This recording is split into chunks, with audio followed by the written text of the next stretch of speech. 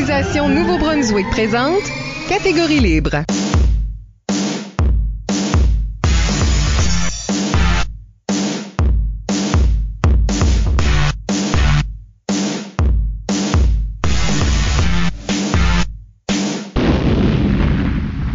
Bienvenue à l'émission Amateur de l'impro. Au microphone Isabelle Gauguin et à mes côtés, mon co-animateur Michel Albert. Bonjour Isabelle. Vous écoutez Catégorie libre, une production d'improvisation au Nouveau-Brunswick qui cherche à enregistrer des entretiens avec des improvisateurs et improvisatrices de la province. Question de faire un survol de leur carrière, d'explorer leur démarche artistique et de débattre les grandes questions qui entourent le métier d'art qu'on appelle l'improvisation. Merci donc de nous écouter, soit sur les ondes de notre partenaire principal CKUM, le 93,5 FM à Moncton, ou à une autre station du réseau des radios communautaire du Nouveau-Brunswick, ou bien encore en balado-diffusion ou podcast. Notre invité cette semaine, Éric Tornado Lavoie. Éric commence sa carrière d'impro comme joueur étoile au secondaire à la polyvalente Thomas Albert de Granseau, une équipe dont il héritera éventuellement pour y rester comme entraîneur pendant plus de 15 ans et guidera l'équipe jusqu'à 2 victoires au tournoi provincial La Gougoune Dorée. Il est aussi arbitre à l'école régionale de Saint-André dans sa région, en train de développer d'encore plus jeunes talents. En même temps, il participe à la majorité des saisons de la Ligue d'improvisation Chaleur, malgré les distances à parcourir entre Granseau et Bathurst, soit comme joueur vedette ou comme arbitre en chef. Depuis qu'il a une famille, il parle souvent de prendre plus un recul, mais il est toujours actif, mesdames et messieurs. Bienvenue à l'émission, Éric Lavoie. Bonjour, ça va bien, Mike? Ben oui!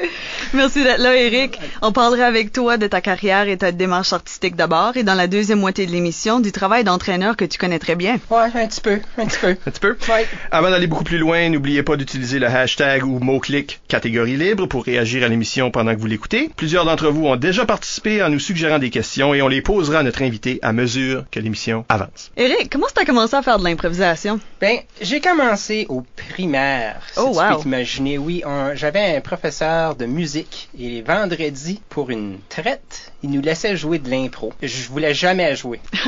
J'avais assez peur de jouer de l'impro. Il me forçait, puis je me souviens, mon premier rôle, je faisais une femme enceinte, imagine-toi, puis j'ai tombé en amour avec ça. Qu'est-ce que t'aimais à propos du... J'étais un enfant vraiment gêné, puis l'impro m'a vraiment poussé à faire comme autre chose, comme faire une femme enceinte, tout le monde riait de moi. Ou avec toi? Avec toi, c'est ça.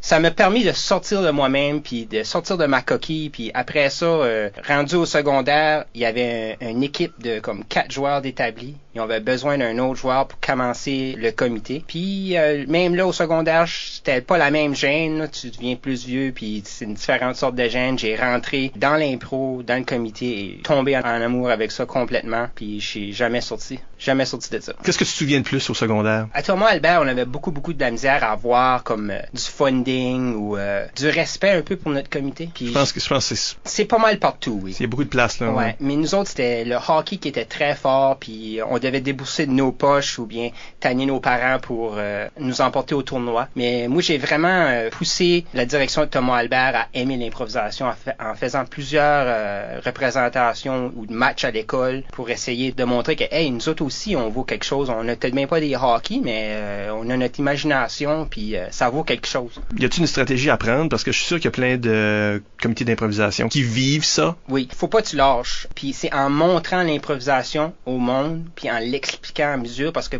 beaucoup de personnes allaient voir un match d'impro, puis s'ils connaissent pas les règlements ou ils savent rien, ils vont peut-être trouver ça plate. Mais moi, j'aimais faire un petit match, puis à mesure expliquer qu'est-ce qui se passait. Là. Comme dans l'avant-match, on expliquait une punition, on expliquait une catégorie, puis là, peut-être pendant le match, on faisait juste comme des chantés. Là, le monde catchait que, tu vois, quand on doit faire ça, c'est des chantés. J'ai essayé je pourrais dire ça, éduquer le public à nous comprendre, à nous voir. Puis je dois dire que au secondaire, la personne qui m'a aidé le plus, c'est Pierre Morin, qui est présentement le directeur de la polyvalente. Avec lui, j'ai vraiment pu réussir à avoir le funding puis le push que j'avais besoin en impro à Granseau. Puis vous travaillez encore ensemble? Ah oui, on travaille encore ensemble, on est même devenus des bons amis. J'ai coaché sa fille, Edith Morin, pendant 5 ans, puis de son propre temps, il nous a emporté à tous les tournois lui-même en déboursant de l'argent de sa poche. Il était peut-être directeur de l'école, mais il avait pas besoin de faire ça. Il a fait ça pour le comité parce qu'il aimait l'improvisation. C'est quand même une bonne idée aussi de faire des spectacles puis des choses parce que ça doit donner un petit peu un engouement au niveau du recrutement dans les comités aussi.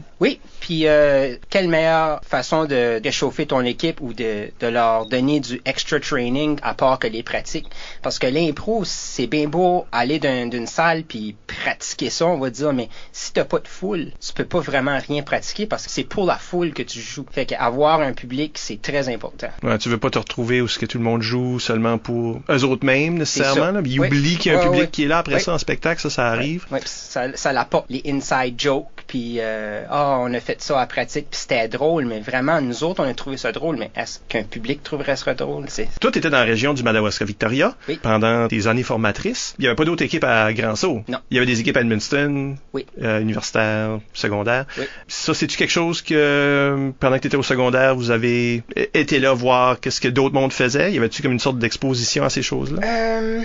Je me souviens pas si qu'on allait à Edmundston, mais je sais qu'à un moment donné, il y a un professeur qui enseignait l'improvisation au Québec, qui faisait un stage, puis il est venu nous donner beaucoup de conseils. Je me souviens pas de son nom. Tu parles en 93 ou quelque chose de même.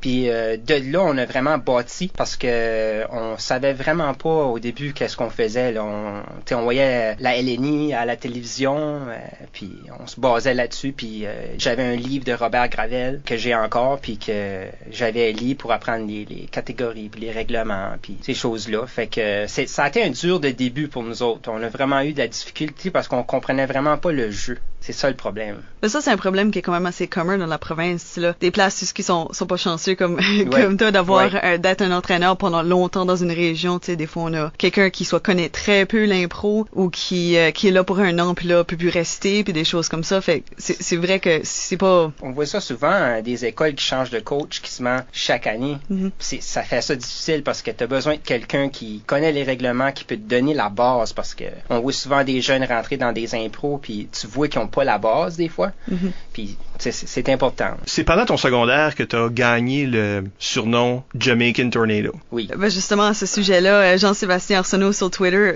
nous demande d'où est-ce que ça vient, ce nom-là, puis aussi le numéro 99 que tu es maintenant fortement associé avec. Ben, Jamaican Tornado, ça vient de le fait que mon père biologique est jamaïcain, donc de Jamaican est là. Tornado, c'est que quand je jouais de l'impro, quand j'étais jeune, même master, Mike peut confirmer ça. Isabelle aussi. Isabelle aussi. J'étais très destructeur de jeu. Donc, non, c'est pas ça que j'allais... C'est pas pendant tout ça que j'allais penser. Non. Je le dis, t'as beaucoup d'énergie. Oui, ça aussi, mais... Si tu établissais quelque chose comme on est dans une bibliothèque, puis moi je rentrais faire un dinosaure. J'étais très destructeur de jeu, pareil comme une tornade. Fait que le Jamaican Tornado, c'est de là. Ça. Est-ce que vous êtes nommé ça entre vous autres? Est-ce que ça vient de l'école? Est-ce que c'est un maître de cérémonie cave qui a décidé de t'appeler ça? C'est mon ancien coach, je pense, qui m'appelait la petite Tornado. OK. Puis là, c'était comme, t'es Jamaican? Ouais, Jamaican Tornado, c'est ça. Le petit destructeur de jeu. Oh non! Fait que là, est-ce que le numéro 99 a commencé à ce temps-là aussi ou c'est quelque chose qui est arrivé plus tard? Pas mal en même temps parce que, comme je disais tout à l'heure, on n'avait pas de funding. Fait quand on a demandé à l'école, l'impro a besoin de des jerseys. Ils ont fait, allez dans la cave de l'école, il y a des vieux jerseys de la polyvalente Thomas Albert dans des boîtes. On descend en bas puis on fouille dans les boîtes puis ça sentait pas bon. C'était des jerseys qui avaient été pas vraiment lavés puis juste tirés dans la boîte. Quand j'ai fouillé dedans, tout le monde choisissait des jerseys puis le numéro 99, le monde pense à cause que c'était The Great One puis Wayne Gretzky, mais c'est pas ça, c'était celui-là avec le moins de sang dessus. C'est un fait. Je l'ai encore, puis il y a un petit peu de sang sur la manche, mais à part de ça, c'était pas comme sur le devant, là, comme plusieurs d'anciens. Mais ça fait du sens, parce que le joueur de hockey qui aurait porté ça, à qui ça appartenait avant, il aurait choisi son numéro, parce que lui, il aimait Wayne Gretzky. Il aimait Wayne Gretzky parce qu'il trouvait que son jeu était semblable. Il était un petit vite qui se faisait pas battre.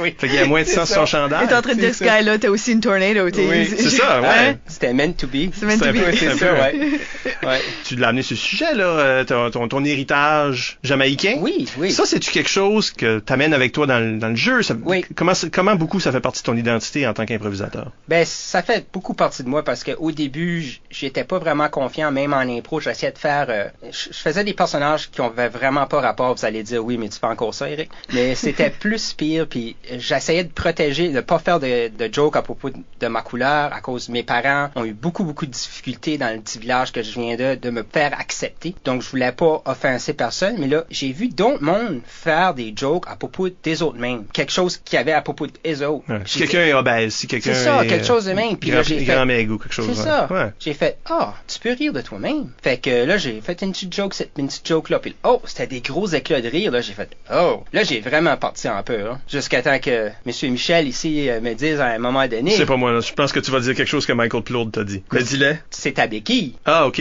Good. Oui. Ça, c'est moi. Oui. C'est toi, t'as dit les bonnes affaires, toi. Disons qu'il y a des arbitres qui ont dit quelque chose de semblable avec moins de doigté. Ah. Genre, une chance que t'es noir, sans ça, tu serais pas drôle. Ouais, ben, parce que c'était ta seule joke. C'est quelque chose, Bubble, arrête. Michael Plourde. A dit. Oui, a dit, oui. Mais Michel Massy, puis il me dit, c'est ta béquille, puis tu peux l'utiliser, mais t'as pas besoin de l'utiliser dans chaque impro. Puis je me souviens toujours de ces mots-là. J'essaye de me pacer, là. Surtout à cette heure, vu que je suis père de famille, j'essaye de moins en faire, mais comme vous avez vu au ZEV 2015, j'aime en glisser. C'était là. Parce que je pense qu'il faut que tu utilises qui ce que t'es aussi. Oui. Puis je dirais que, tu sais, c'est pas gratuit non plus quand tu l'utilises. C'est clever. Oui, mais des fois c'est gratuit. Je dois être le premier à l'admettre. Mais quand t'es le mouton noir de la famille, des choses comme ça, oui, c'est ça. Il y a un bon jeu d'esprit. Oui. C'est subtil, mais c'est clever. Oui, ça marche. Une des premières jokes que j'ai faites au secondaire avec ma couleur, c'est qu'on vendait des Q-tips. On avait une ferme de Q-tips et j'étais la chèvre au Q-tip noir. Et oui. Qu'est-ce qui est ça? Tu peux pas voir la cire. C'est juste ça que c'est. On n'a pas gagné la gogoune cette année-là. Ouais. Mais c'est ça, c'est quelque chose qu'il faut doser. Ça, c'est vrai pour n'importe qui. Mm-hmm. Ah ouais, c'est sûr. Faut que tu doses ces choses-là. Oui. Tu dis que tes parents avaient de la difficulté ou sentaient que tu n'allais pas te faire accepter ou que tu étais mal accepté à Grand-Sault. C'est-tu quelque chose que toi, tu sentais, puis ça fait-tu partie de cette insécurité-là ou ce manque de confiance-là que tu avais? Oui, ça faisait partie de ça, mais le fait que mes parents ont jamais venu me voir jouer de l'impro, ça a aidé aux choses, parce que j'ai fait, Mom pis Dad sont pas ici, faut faire quoi je pense. Je pense que c'est drôle.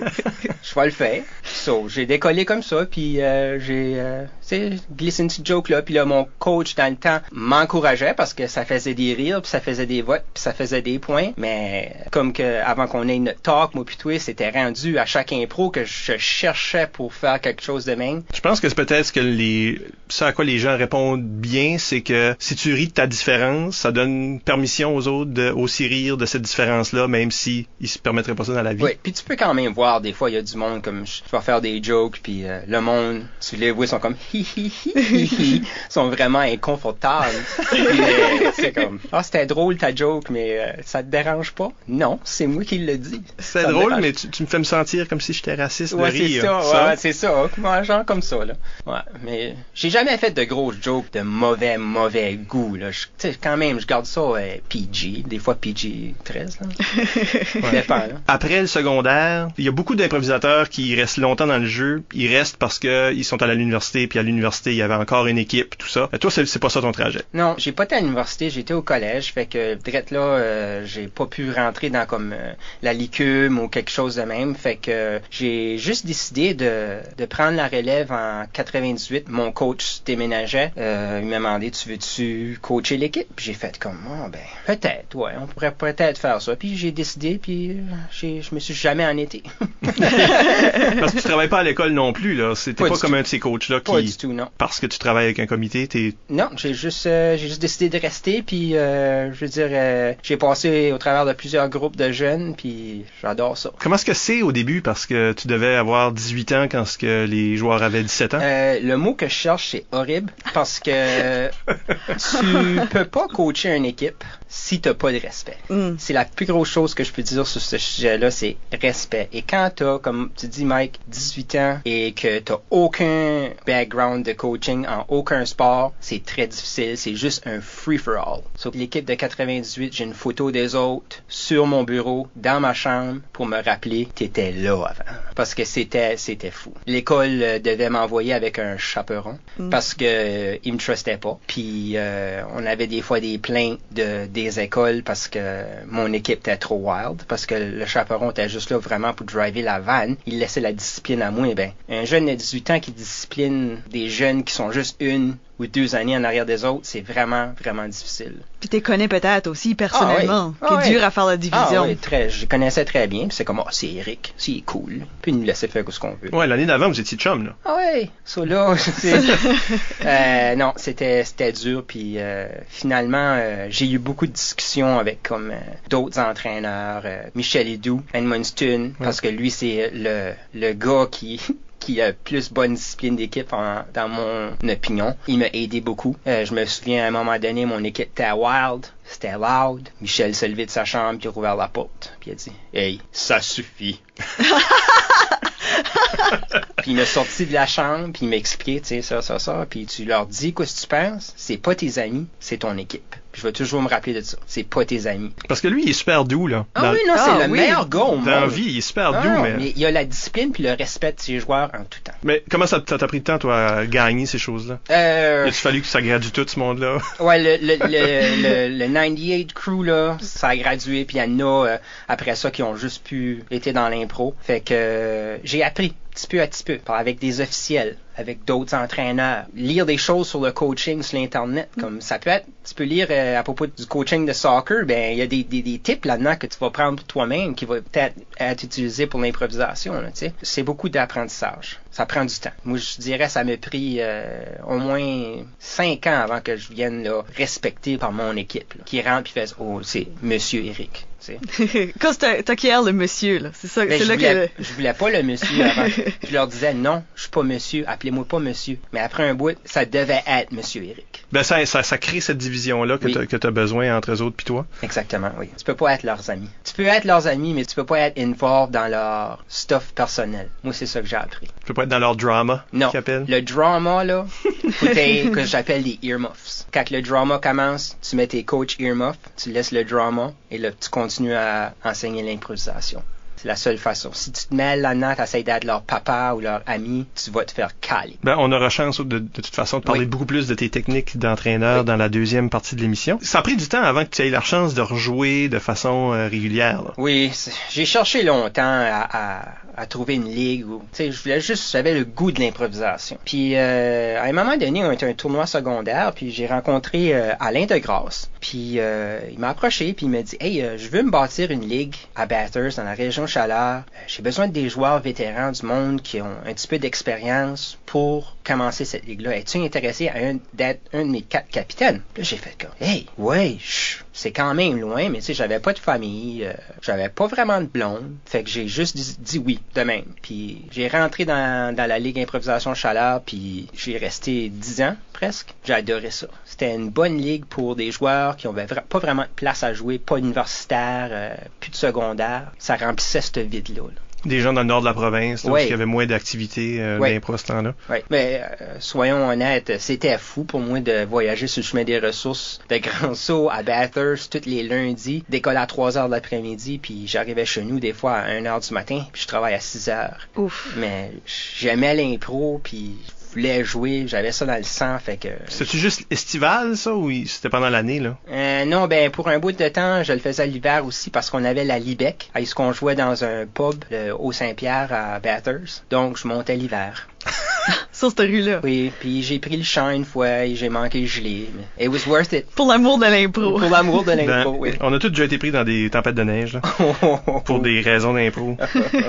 Oui, c'est sûr. T'sais, on devrait faire une liste de toutes les near-death experiences. Puis là, jamais donner cette liste-là aux écoles. Non, faut pas que personne sache que ça arrivait. Mais c'est surtout au niveau universitaire ou civil, là. On n'est pas en train de... Oui. Il y a personne qui a mis des enfants en danger, là, mesdames et messieurs. Juste nous autres mêmes. Philippe Saint-Onge sur Facebook demande c'est quoi la différence entre ton jeu quand t'étais au secondaire puis après que t'as joué dans la ligue? Trouves-tu qu'il y avait différence? Au secondaire, c'était vraiment plus des jokes vraiment faciles. J'étais aucunement un bâtisseur de jeu.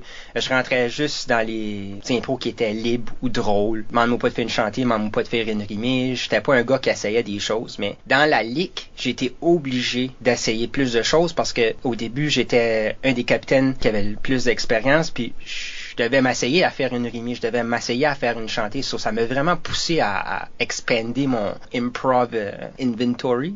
Je sais pas. C'est ça. Ça m'a vraiment poussé à être un meilleur joueur, mais c'est ça la différence. C'est surtout rentrer dans des différentes catégories qui m'a changé du secondaire à la ligue. Là. Parce que bien franchement, t'es devenu, là, à travers cette expérience-là, un des joueurs les plus rapides que le Nouveau-Brunswick a connu. Là. Ben, je te le dis c'est comme un compliment que je te lance. Ah ben merci.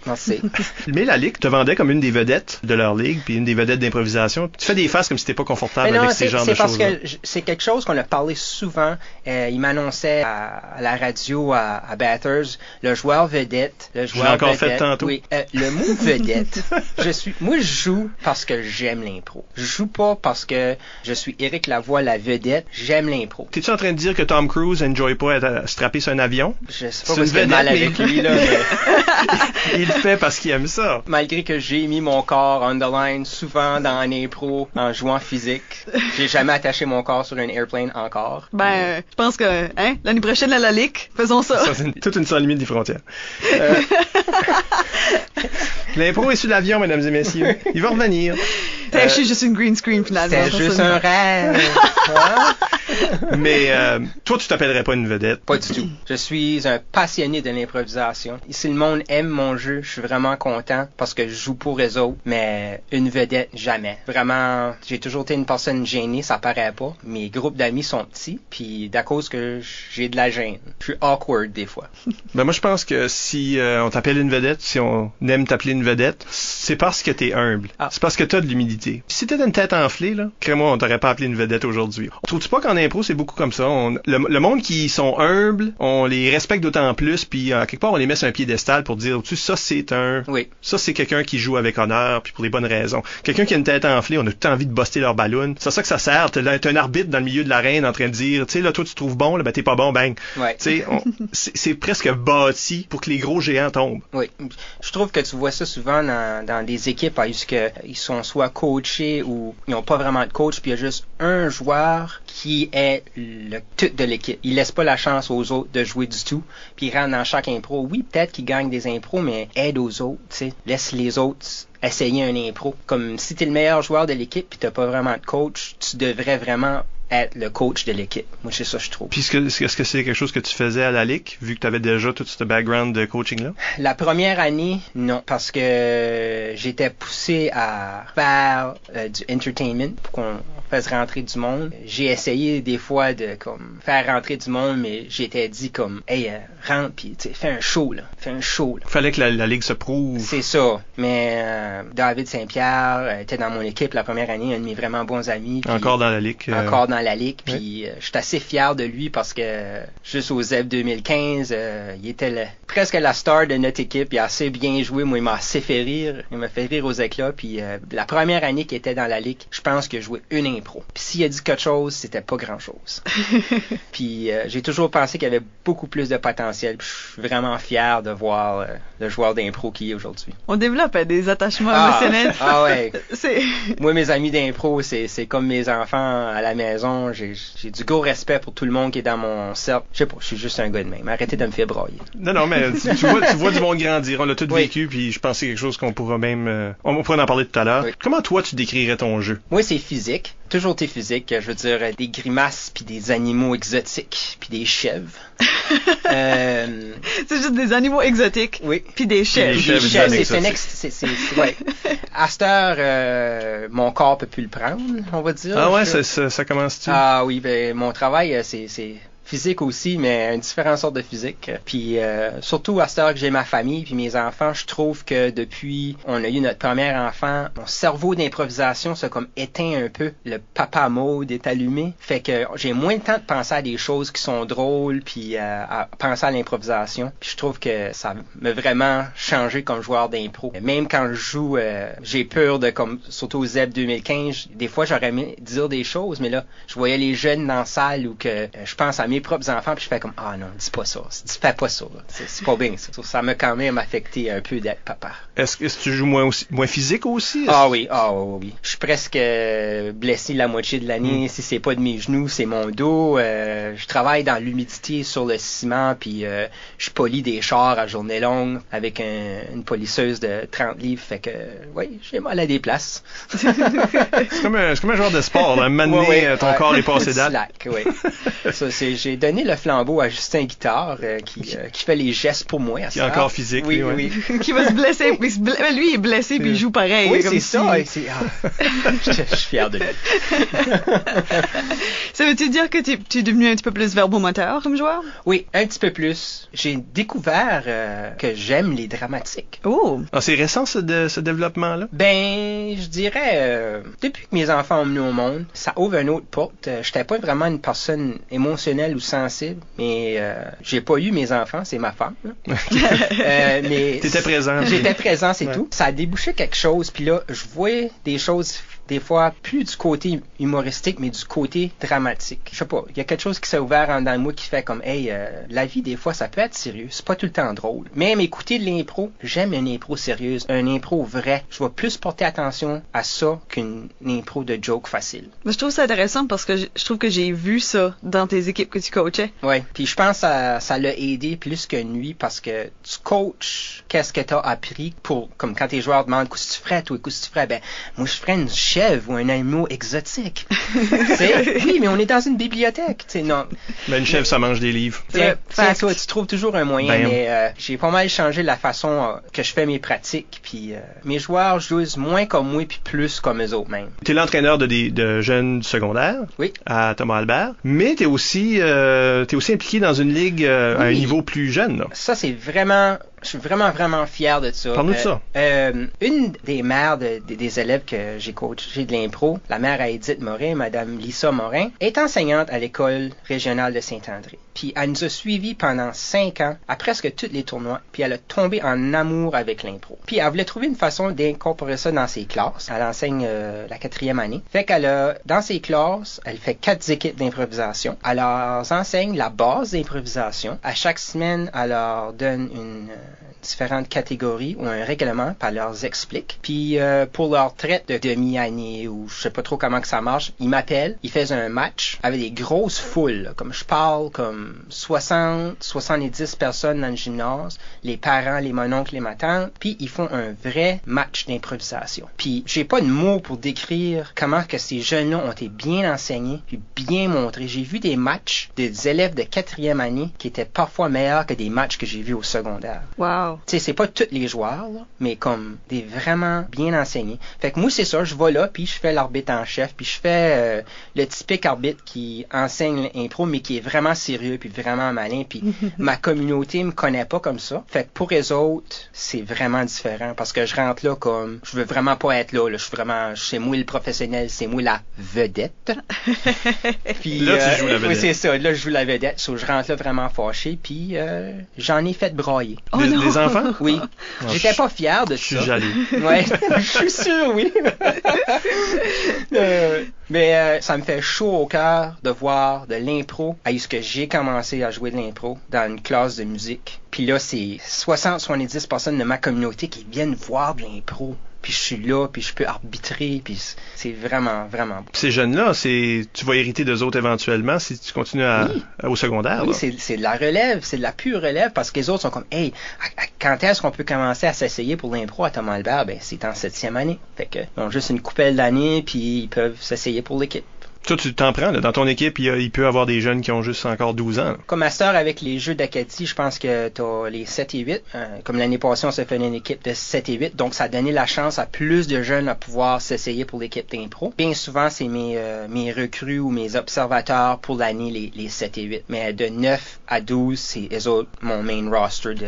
Ouais, tes joueurs partants, là. C'est ça, oui. C'est le fun aussi. J'ai déjà vu des photos de ces jeunes-là en particulier, puis ils ont l'air tellement contents d'être là pour faire de l'impro. Ils sont dedans, là, comme ils sont dedans. Puis tout le monde est assigné un rôle. Ils ont un maître de cérémonie, ils ont un DJ, ils ont des juges de ligne. Puis tout récemment, à mon de ces âges-là, là. Oui, tout dans la même classe. C'est peut-être du monde qui voulait pas jouer, mais qui voulait être un autre rôle. Je sais qu'ils switchent des fois, là. À la dernière game, Madame Lisa m'a fait trainer un arbitre. Donc, j'étais l'arbitre en chef, mais j'avais un assistant avec moi.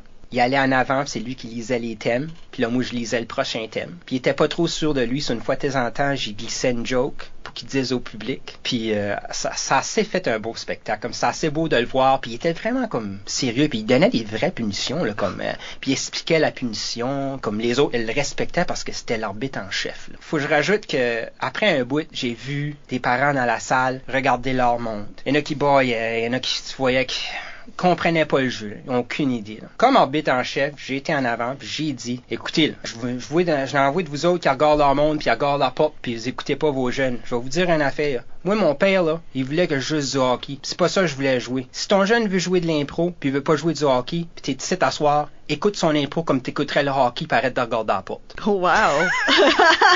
Ben, tu jouais ce rôle-là de toute façon? Je jouais ce rôle-là, mais je l'ai dit, ouais. Là, puis les larmes m'ont venu aux yeux, parce que mes parents m'ont jamais supporté en improvisation. Je trouvais ça honteux qu'ils sont ici, puis qu'ils essayaient pas de comprendre le jeu. Puis j'ai rajouté, je pense, à la fin, si vous comprenez pas le jeu, demandez à vos enfants, et eux autres le comprennent. Puis là, tu vois, il y en a qui ont fait l'effort comme, oh, je vais mettre des gouttes dans les yeux, puis je vais essayer d'écouter, tu sais, là. ça m'avait fait un petit peu de quoi, mais je devais le dire, là, parce que j'avais ce rôle-là d'arbitre, j'étais autoritaire, fait que j'ai essayé de faire passer le message. C'est des petits qui essayaient de se faire comprendre, ils parlaient pas tellement fort des fois, puis je comprends que ça peut être mêlant, beaucoup de confusion, mais hey, ils essayent, puis ils sont là, puis ils vous font un spectacle, comme s'il vous plaît. Puis c'est votre parenté, là. Oh, oui, c'est ça, là. Hey, chose, c'est ta parenté, ça. Comment de ma mère, lâche le tricot, puis écoute. Moi, j'ai pas besoin d'être ici. Non, c'est ça, ouais. Mais c'est pas rare, ça, que des parents soit comme comprennent pas, puis ils décident, ben, tu sais, je préférerais que mon enfant fasse quelque chose d'autre, fait que, oui. je suis un petit peu comme, Mais c'est important, ça, de passer le message aux parents. Pas juste que, tu sais, ils devraient soutenir leurs enfants qui font ça, mais juste, ça contribue beaucoup à leur personnalité, puis à leur développement, faire de l'impro. Faut pas oublier non plus que le public a un rôle à jouer en improvisation. C'est pas comme aller à une pièce de théâtre où si peut-être t'es amorphe dans ton siège, c'est plate pour les comédiens, là, mais il y a pas un élément de participation. Mais en impro, il y a un élément de participation. Tu vas voter après. On se nourrit beaucoup de ce public-là. Fait que si ton public est décroché, si on veut, surtout si ta mère écoute pas. Ils sont là puis ils essayent de se faire comprendre. Va être plate, là. Ah, ouais, non. Puis ils sont surprenamment très bons à ce groupe d'âge-là. Comme tu disais ça, puis on a beaucoup vu ça au Jeux de l'Acadie 2015. Wow, ils sont bons. Ben, ils sont juste avant, c'est de quoi, un enfant de 10 ans, parce que c'est ça, 4e année. Je pense qu'un enfant de 10 ans est très allumé pour avoir travaillé avec ces groupes d'âge-là dans le passé. Ils sont super allumés, mais sont quand même sont préadolescents, là, avant que tout d'un coup, ils commencent à se sentir bizarres. Tu sais, là, les insécurités adolescentes, ils ont pas ça, fait qu'ils sont un petit peu plus libres de ce qu'ils font, on dirait. Puis il y a plusieurs joueurs aussi, surtout à cet âge-là, qui rentrent comme une en particulier que Mme Lisa m'avait expliqué. Elle était tellement gênée qu'elle parlait même pas en classe, elle pouvait même pas faire ses présentations orales en avant de la classe. Ils l'ont mis dans l'improvisation, elle a vu ça. Quand elle rentre en impro, expressive, drôle, tu le vois, comme je siffle, tu la vois s'éteindre, puis elle se remet dans sa coquille. Mais l'impro lui permet de sortir, puis sa mère est venue me voir par après, puis elle a dit, vous faites un vraiment beau projet, parce que quand je vois ma fille rire, être expressive en impro, ça me fait tellement chaud au cœur, parce que je sais qu'elle va pouvoir sortir de ça, mais merci pour de l'improvisation, tu sais. C'est beau quand on voit ces choses-là, quand on voit que les jeunes sortent de leur coquille, tu vois que comme entraîneur, que tu perds pas ton temps, là, comme tu t'accomplis quelque chose. Là. Non, t'es en train de les aider à évoluer comme une personne. Oui. Non, c'est moi qui vas faire pleurer, là. L'électronique, c'est dans Le podcast, juste, tout d'un coup s'éteint, juste là. De l'eau saline dans la console. Ben, t'as arbitré aussi à la Ligue. Oui, pendant 1 an, j'essayais quelque chose de nouveau. C'était vraiment ma première fois à être l'arbitre en chef de n'importe quoi. Fait que j'ai dit, je vais faire ça à ma façon.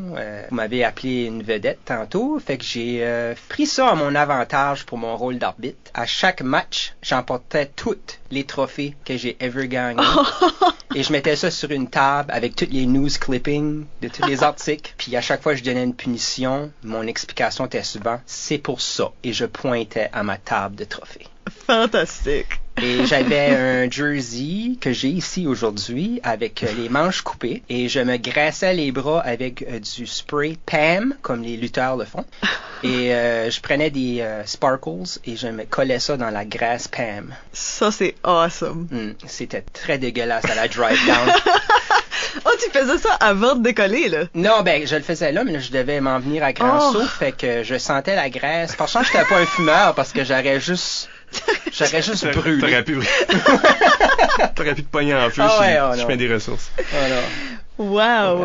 Le chemin était tout le temps coulant. Fait que t'as vraiment pris un personnage. J'ai fait des jokes que je suis pas fier de. À un moment donné, je me souviens que j'avais un projecteur, puis il y avait une petite fille qui s'assisait toujours en avant, puis elle était toujours après me heckler, puis une fois j'ai dit, je vais l'avoir. J'avais averti ses parents, tu sais, je vais y faire quelque chose, mais je suis pas un mauvais gars, vous le savez. Là. Elle, comme non, elle dit, fais ce que tu veux. Fait que elle me cesse à un moment donné quand je donne une de mes explications, puis je fais comme une rétrospective en arrière de moi, puis c'était une photo de Aurore, l'enfant martyr. Puis je reste le silence, pendant comme un bon 15-20 secondes, puis j'ai dit, pareil comme Aurore, viens la chercher. Puis j'y montre ma main. Oh non! La foule a fait. Puis il y a eu un gros silence, pas de rire, pas rien, pas d'applaudissements. Ben, la moitié du monde, c'est comme c'est qui Aurore, l'enfant martyr? Les plus jeunes savaient pas. Ouais, elle paraissait pas bien sa photo non plus. Là. Fait que ça, c'était une joke que j'essayerais pas de nouveau, ça a pas vraiment marché.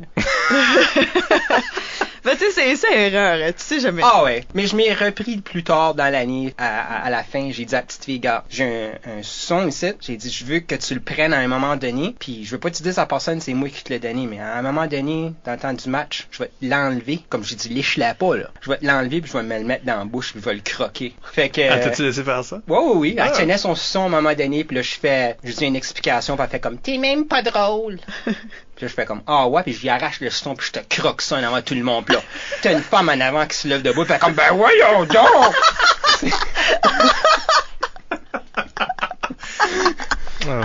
C'était... Coup de théâtre. Ouais, c'est ça. On va dire, l'arbitrage, c'est pas de quoi je ferais full-time à la Ligue, parce que j'étais dans un monde où j'étais habitué d'être trop drôle, puis j'ai eu de la misère à m'adapter à l'arbitrage. Pour le public aussi, qui sont habitués de te voir, cette personne-là, puis là, tu switches à cet arbitre ici. C'est comme un lutteur dans la WWE, qui est vraiment bon, puis tout d'un coup, il change à un méchant, puis le monde comme, non, il est pas méchant, lui, il est gentil, puis il fait tout pour être méchant, puis just won't accept it. Dans ta tête, ouais, il va virer de nouveau. Ouais, c'est ça. Puis je l'ai fait à la fin. Ah ouais, t'as reviré bon. Je l'ai reviré bon, là, j'étais tout gentil. Que veux-tu? Là, c'est une pleine histoire, c'était là toute l'année. T'as toute la saison, il y a une histoire qui se passait. C'est ça. Psychologique. Oui. Fait que si tu te relances en arbitrage, vas-tu quand même garder le Pam puis le glitter? Non, parce que si jamais je retourne en arbitrage, j'aimerais vraiment que ça s'aille comme au secondaire avec les jeunes. Mais non, pas de Pam au secondaire, non. Peu importe, le jersey est pas mal sweet. Ouais. Je veux dire qu'il est awesome. Ouais, j'avais mis des patchs avec des sponsors, pareil comme le NASCAR, parce que je disais au monde que j'étais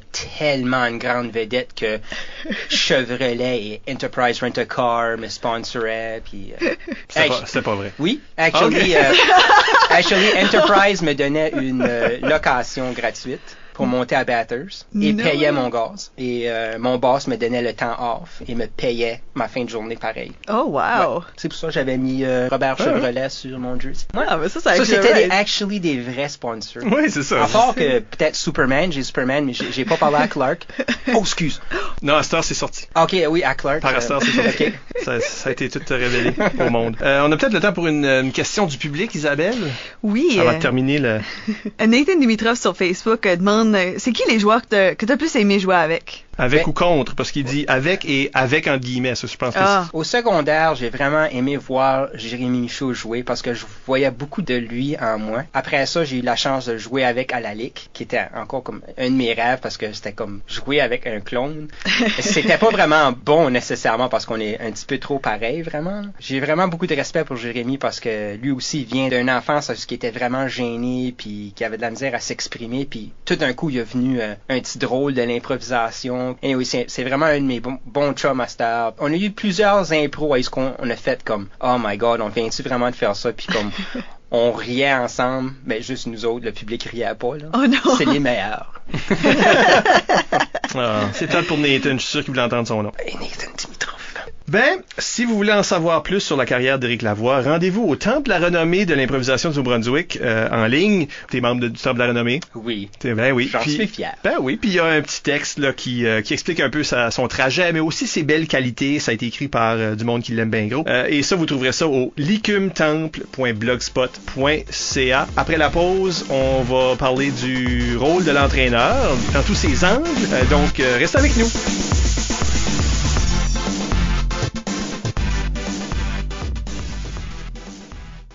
On est de retour avec moi, Michel Albert, Isabelle Gauguin, ma co-animatrice. Bonjour. Et notre invité, Éric Lavoie. Éric Jamaican Tornado Lavoie. Oui. J'étais plus sûr. Faut-tu que je mette le surnom? Ben, le monde le savent. Bon, on t'appelle Tornado, c'est difficile de t'appeler Éric des fois. Oui, c'est... Ben, c'est drôle parce qu'on le shorten à Torn. Mais l'affaire, c'est que moi, je dis actually le mot Torn dans ma vie normale. Ça, c'est comme, oh, je suis Torn entre deux affaires. Puis là, tout le monde fait comme, hi, hi, hi, t'es Torn. You know you made it quand ton nickname a un nickname. C'est ça.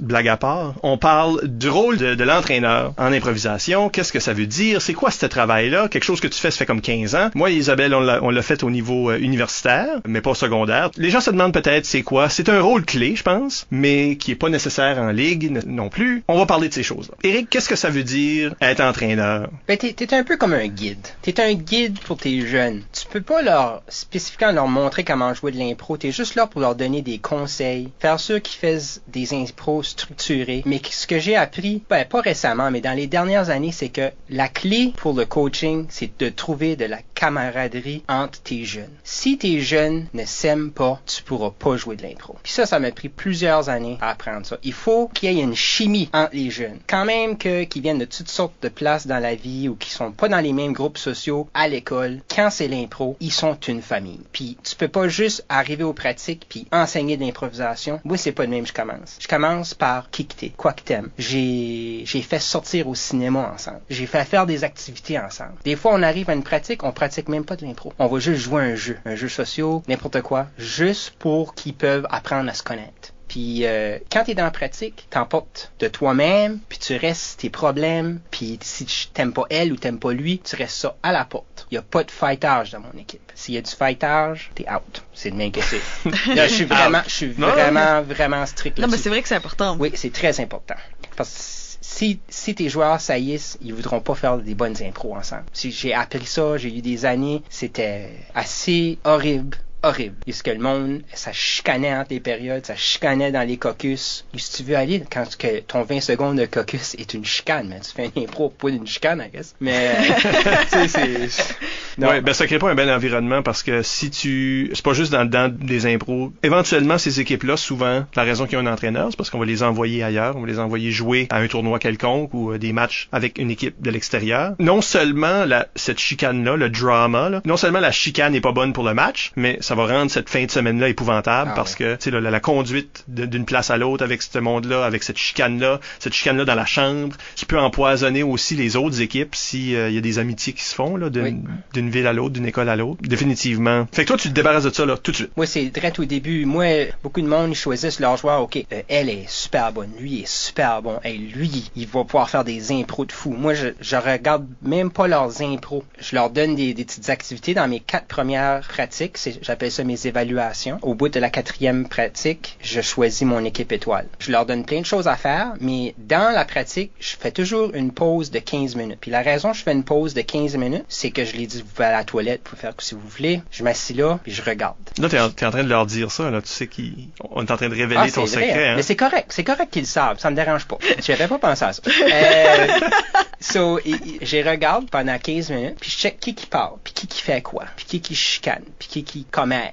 Ça me donne une vraiment bonne idée de qui je veux puis je veux pas avoir. Parce que si t'es le meilleur ou la meilleure joueur d'impro à Grand Saut, si que t'es pas du monde, tu feras pas mon équipe. Ça, c'est garanti. J'ai passé trop d'années de nightmare avec des joueurs que tu pouvais pas rien leur dire puis ça apportait de la négativité dans l'équipe. Ça me dérange pas si t'es le meilleur joueur d'impro au monde. Moi, le meilleur joueur d'impro, c'est le joueur ou la joueuse qui a du respect pour l'équipe, du respect pour le jeu puis du respect pour le coach. Puis toi, tu fais tes décisions un peu basées là-dessus. Oui, surtout sur les personnes qui sont moins chicanues ou moins... les personnes qui ont une belle personnalité. Ben, c'est que c'est tellement intime, l'impro, tu sais. Si t'es pas à l'aise avec les autres joueurs de ton équipe, comment est-ce que tu vas faire pour te laisser aller, puis essayer des choses, puis prendre des risques, puis être ouvert à n'importe quoi, parce que t'as déjà une fermeture envers l'autre personne. Oui. Tu commences vraiment sur la mauvaise. J'ai même l'expérience, moi, si c'est moi qui choisis l'équipe, peut-être même que je suis joueur dans ce contexte-là. Les joueurs que je choisis, ce sont pas les joueurs qui performent le mieux nécessairement, mais parce qu'il y a un respect et une amitié là qui est préexistante. J'ai souvent vu ces joueurs-là performer beaucoup mieux parce qu'ils étaient en confiance, parce qu'ils étaient dans une équipe qui se respectait puis qui se mettait pas une pression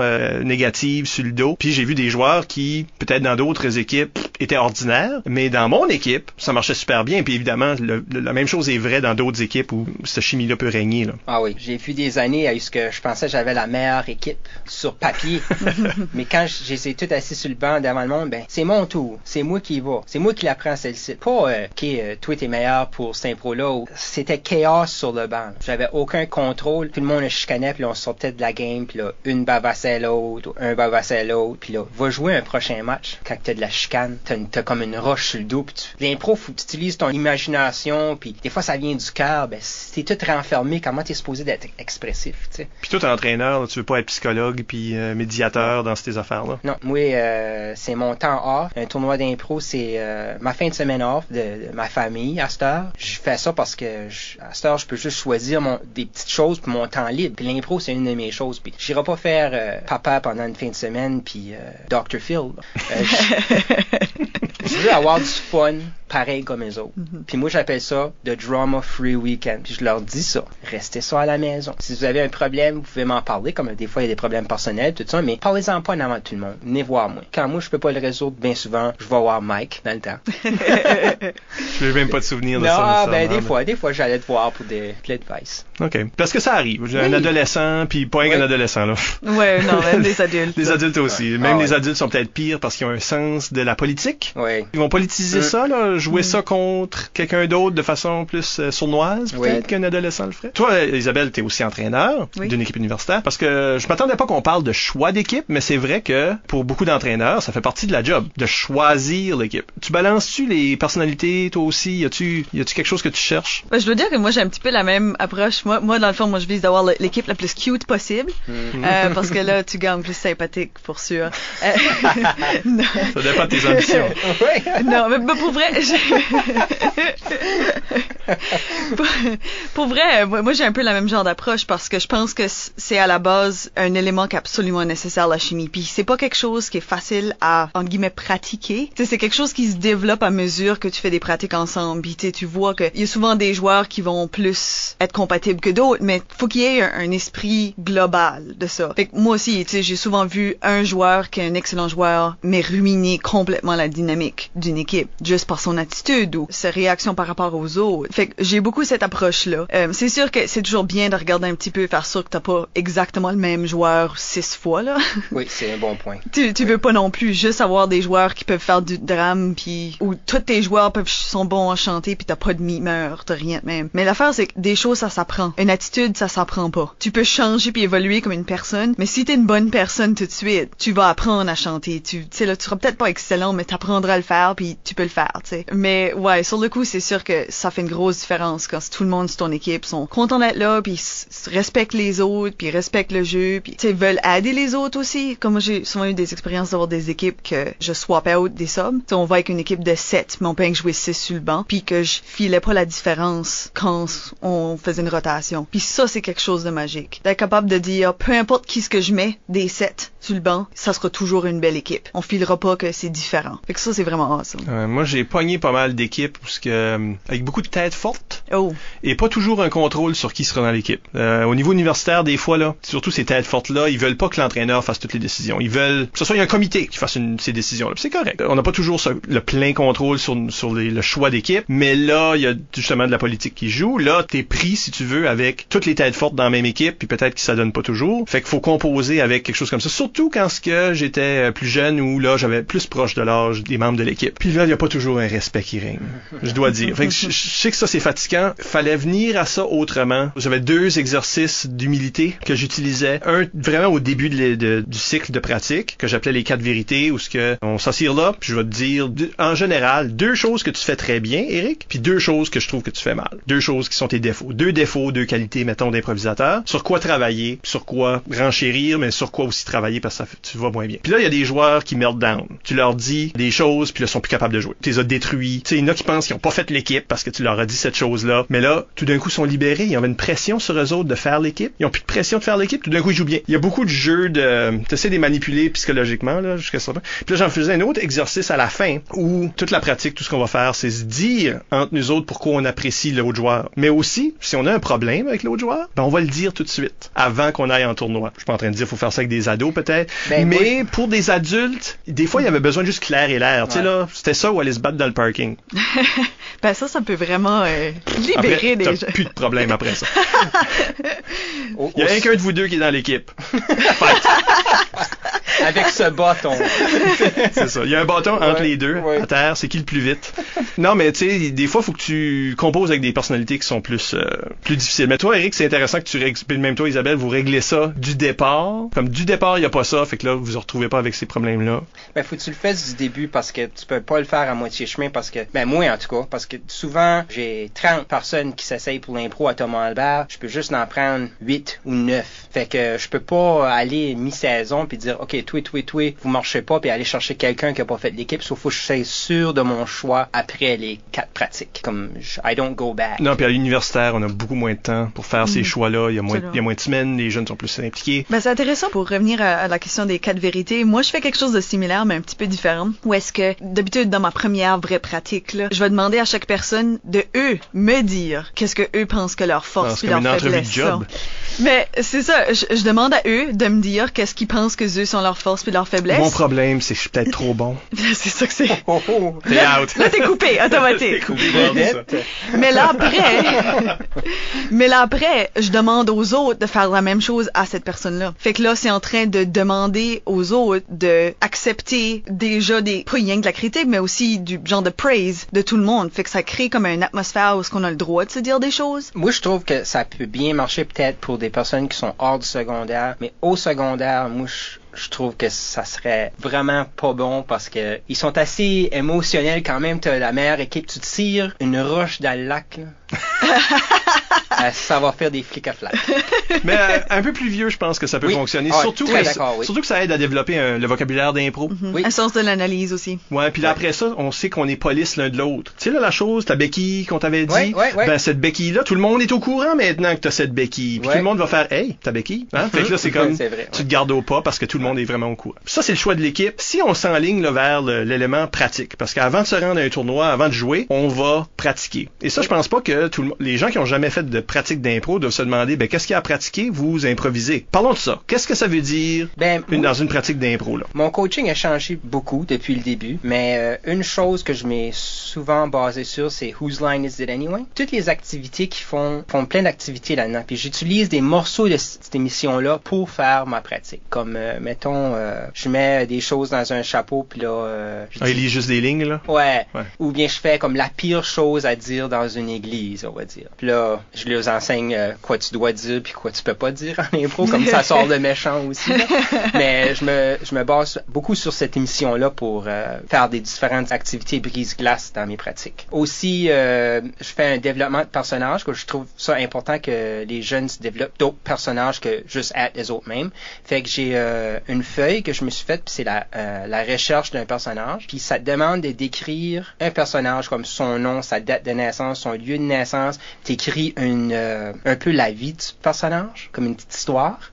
Puis là, à la pratique, ils se lisent un et l'autre. La fin de la pratique, on joue de l'impro, mais avec les personnages qu'on a établis. Puis je leur demande de garder ce personnage-là en banque pour l'année, fait qu'ils peuvent l'utiliser dans un impro sur ça. Ça leur montre un peu comment faire un personnage. Donner une profondeur. Une profondeur, c'est ça. Je leur dis souvent, faut que ça soit vrai. Faut que le monde croit que t'es un pompier, on va dire. La manière t'agis, la manière tu parles, la manière tu marches. Tu sais, un pompier, ça a une tank à l'eau, ça a les lunettes, le chien spot. Tu sais, faut être le full package. C'est des détails qui sont intéressants aussi. Oui, tu sais. oui. Si tu manques de jus dans un impro, tu peux aller chercher sur qu'est-ce ça. que t'es, puis qui t'es, puis qu'est-ce que t'as avec toi. Oui, je leur fais faire des choses où je leur montre que l'impro, c'est pas juste comme des règlements puis des choses à suivre. Soyez vous autres mêmes. Ayez pas peur de rire de vous autres mêmes. Puis là, je leur conte ma longue histoire de la première demi-heure de l'émission. De la première demi-heure de l'émission. Puis tout le monde fait « Ah ouais, mais tu faisais ça? » Ben oui, j'ai dit « Trouvez des choses des fois qui est drôle à propos de vous autres. Ayez pas peur d'exploiter ça un peu. » Puis là, au début, ils sont comme hésitants un peu, mais après ça, tiens... Fait que t'essaies de garder la bonne humeur dans les pratiques. Tout le temps. Moi, parce que j'ai déjà été à des pratiques où ce que je ne sais pas moi l'entraîneur, là, où ce que je visitais, là, tu sais. Puis d'entendre un entraîneur, pas nommer personne, mais d'entendre un entraîneur dire que ce qu'il venait de voir, c'était pas bon. C'est que je trouvais que c'est comme entièrement négatif, et même que je me suis aperçu que les joueurs eux-mêmes, après ça, le faisaient. Ils finissaient l'impro, puis au lieu de s'applaudir ou de se dire, tu sais, au lieu de commencer à analyser l'impro, ils sortent immédiatement au sifflet, c'est comme, oh, ça c'était pas bon. Puis on dirait que l'attitude de l'entraîneur par rapport au jeu a vraiment un effet sur les joueurs. Oui, souvent dans les pratiques, comme tu dis, les jeunes finissent un impro puis sont comme c'était pas bon, c'était mauvais. Puis là, souvent je fais les personnes qui regardaient l'impro, je fais comme OK, il y a pas de mauvaise impro, tout le monde qui est assis, refaites l'impro d'une façon que vous pensez que ça aurait été meilleur. Prendre des différentes décisions. C'est ça. On travaille en équipe. On prend tous des petits morceaux ici puis là, puis on construit une belle histoire avec ça. Intéressant. C'est ça. C'est de même que je fais ça. Il y a personne qui rit de un de l'autre, puis il y a pas de mauvaise impro, on apprend de tout. Puis je leur montre souvent en pratique, je leur montre un exemple, puis des fois là, je te scrape ça bien dur, là, comme si c'est pas un bon exemple là. Ils vont me dire ça, c'est ça ton exemple. Ben qu'est-ce que vous pensez? Trouvez-vous que c'est un bon exemple? Ben on trouvait que montrez-moi que si vous pensez que ce serait meilleur. Comme si ils rient de moi, mais en même temps on apprend, tu sais. Puis... Ben, j'ai toujours préféré l'attitude aussi en jeu, où ce que si t'en scrapes une, tu reviens sur le banc puis le monde fait ouais, l'a scrappé puis on s'en moque, on se moque. Oui. Parce que si tu dis on est en train de perdre, ça devient lourd, puis là toutes les impros deviennent lourdes, là ça marche plus. Il faut garder cette bonne humeur là. Fait que rubber stamp ton stratégie. Toi Isabelle, c'est un peu la même chose? Ouais, je pense que à cause qu'on établit un climat d'échange puis de partage, je pense justement c'est ça, tu sais, on essaye des affaires puis ça marche pas toujours, puis tu sais, on prend le temps de jaser mais positivement de la chose, tu sais. Qu'est-ce qu'on aurait pu faire? On va pas s'attarder sur les choses qui ont mal été, on va juste apprendre de ça. On va comprendre pourquoi c'est arrivé, puis on move on. Je pense que tu as dit un mot important, là, on essaye des choses en pratique, en spectacle. Tu sais, tu veux donner la meilleure performance possible, tu veux essayer des choses, mais tu veux faire ça d'une façon contrôlée quand même, d'une certaine façon pour respecter ton public. Mais en pratique, c'est le temps de se casser la gueule. Il y a personne là, tout le monde qui est là devrait être de ton côté, puis te supporter. Puis si quelque chose marche pas, ben ça marche pas, on va pas utiliser cet élément-là ou cette approche-là en tournoi, c'est tout. Puis s'en souviennent aussi, s'ils font quelque chose dans une pratique puisque ça a vraiment scrappé ou quelque chose de même, on va même en rire des fois dans les caucus, on fait pas ça, tu sais. ça crée de l'amitié. Vous faites une histoire ensemble. Oh, ça va être quelque chose à partager. C'est-tu quelque chose que vous faites en pratique, vous autres, utiliser la pratique comme un laboratoire pour essayer des idées nouvelles, des choses qu'on n'a jamais vues? Oui, puis il y en a plein qui faisaient pas la front page.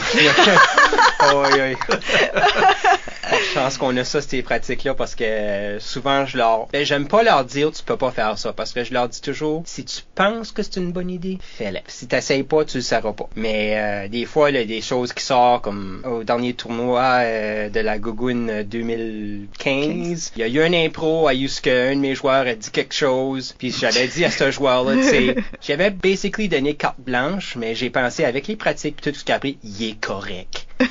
Mais il a dit des choses, puis tout le monde a fait comme « Oh my God », puis tout le monde s'est viré vers moi, puis là, j'ai fait comme « Oh my C'était de mauvais goût, là. Oh, c'est la chose que je pense. Oui, oui, Ok. c'était de mauvais goût. C'est de très mauvais goût. Puis en tout cas, là, c'était ça, il filait vraiment mal de ça par après, puis ses parents sont dans la Oh salle. non! Son Oh oncle, sa non! tante, puis sa sœur, puis il y en a qui l'ont jamais vu, puis la première chose qu'il dit, c'est sa grossièreté-là. J'ai dit, t'as appris quelque chose? Oui. Bravo. C'est ça. C'est ça qui compte à la fin. C'est ça qui compte. Ouais. Moi, j'aime beaucoup comme travailler la mécanique de l'impro pendant une pratique. Des choses que tu peux pas vraiment expérimenter sur le tas en ligue, par exemple, parce que tout le monde n'est pas sur la même longueur d'onde. Il y a deux équipes. Là, si tout le monde est sur la même longueur d'onde, moi, j'aime poser des questions. Qu'est-ce qui arrive si tout le monde est de dos? Tu sais, on dit, faites jamais ça. Soyez face au public. Okay. Qu'est-ce qui arrive à une impro où que le monde sont de dos? C'est quoi l'effet de ça? Qu'est-ce que ça fait au public? Comment est-ce qu'on se sent à regarder ça? Comment est-ce qu'on peut l'utiliser? Si quelqu'un se tourne tout d'un coup, il apparaît. Tout le monde est invisible. C'est ça le résultat, là. Si tout le monde est de dos, tout le monde est invisible. Si tu te vires vers le public, t'apparais. Puis c'est ça l'illusion que ça crée. Parce que s'il n'y a pas de visage, il n'y a pas de personne, puis c'est le même que tu te sens en tant que public. En essayant des choses comme ça, en brisant des règlements, qu'est-ce qui arrive si, par exemple en impro, on est souvent pris dans un match, on est pris à des 3 minutes, des 4 minutes, 5 minutes, 2 minutes, c'est des courtes durées, mais qu'est-ce qui arrive si on laisse l'impro continuer pendant 20-25 minutes? Qu'est-ce qui arrive? Ça force les joueurs à trouver d'autres pistes, puis là, dans le cadre d'une 3 minutes, ils ont tellement appris quelque chose à propos de motiver un impro qui a duré 20 minutes dans leur pratique, qu'ils peuvent utiliser en 3 minutes facilement, ça devient comme, 3 minutes, ou tu sais, la fois que tu dis 6 minutes. Si tu joues régulièrement des 20-25 minutes en pratique, il y a pas c'est quoi 6 minutes, ouais. Il n'y a pas de pression là, quand ça vient à ça. Fait que ça, c'est le genre de choses que moi j'aime faire. Quand je parle de laboratoire, c'est un peu ça que je veux dire. D'essayer des choses il y en a qui vont marcher, il y en a qui vont nous donner des drôles d'effets, il y en a qu'on va dire jamais plus. Mais aussi, on peut découvrir des nouvelles façons de faire de l'impro. Mais ça, c'est quelque chose que beaucoup d'équipes font. Ils font une affaire de concept, une genre de banque de concepts. C'est-tu quelque chose que vous faites, vous autres? Oui, mais moi, mes concepts, c'est quand on s'assit. Je fais jamais un concept live. Je sais pas si vous me comprenez, comme on va parler, ça serait une bonne idée de, je sais pas moi, avoir une famille de chevreuils qui se rebellent contre les chasseurs. On fait pas actually l'impro, là. On en parle. Comme ça, c'est frais quand vous allez finalement la jouer? C'est ça. Pis c'est juste des idées. Les chevreuils peuvent devenir des hippopotames. Ça dérange vraiment pas. C'est que le concept, la joke est là. On peut bâtir là-dessus. Je m'écris comme dans mon calepin de coach, je m'écris des affaires comme chevreuil et chasseur. C'est juste une idée. Tu sais, là, je leur dis comme, hey,